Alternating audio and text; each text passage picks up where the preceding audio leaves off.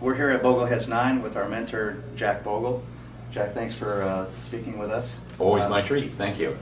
One of the striking things that I heard you say at one of my first meetings was that you could teach just about everything about investing in just a few minutes.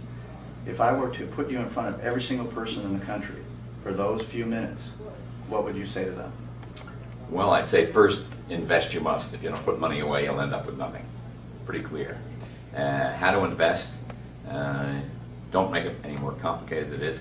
Own the stock market and own the bond market. And you can own the stock market through an all market index fund. You can own the bond market through an all bond market index fund. And that's the most sensible way to invest. And you have to figure out kind of for yourself. If you're young, you want to be very heavily towards stocks.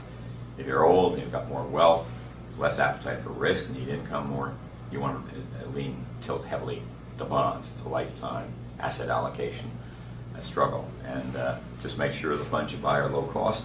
Don't pay sales loads. Watch out for funds that have high turnovers. Index funds do not. Make sure you have very, very low cost operating costs and zero management cost, which you do in an index fund. And then be careful of tax efficiency, because trading is very expensive. You pay taxes, and that devastates long-term investment returns. So it's the bond market and the stock market, and get costs out of the equation.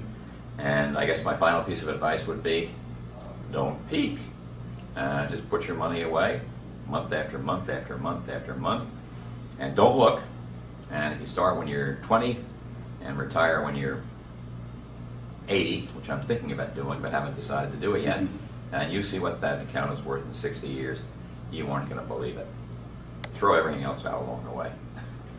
That sounds like fantastic advice.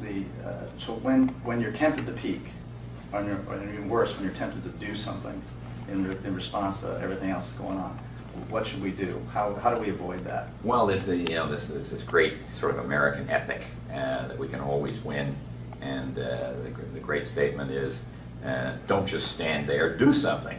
And my advice is, don't do something, just stand there.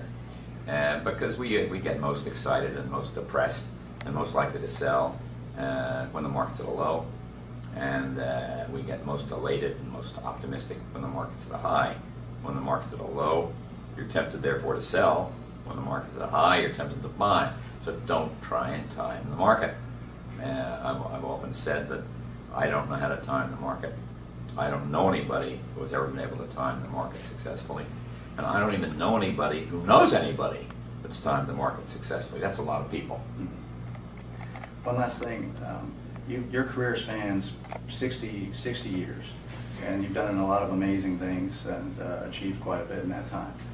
50, 60 years from now, what would you want people to remember about you, or remember about your accomplishments or achievements? I don't spend a lot of time thinking about that. But it would be something like, he was an ordinary person who did his best.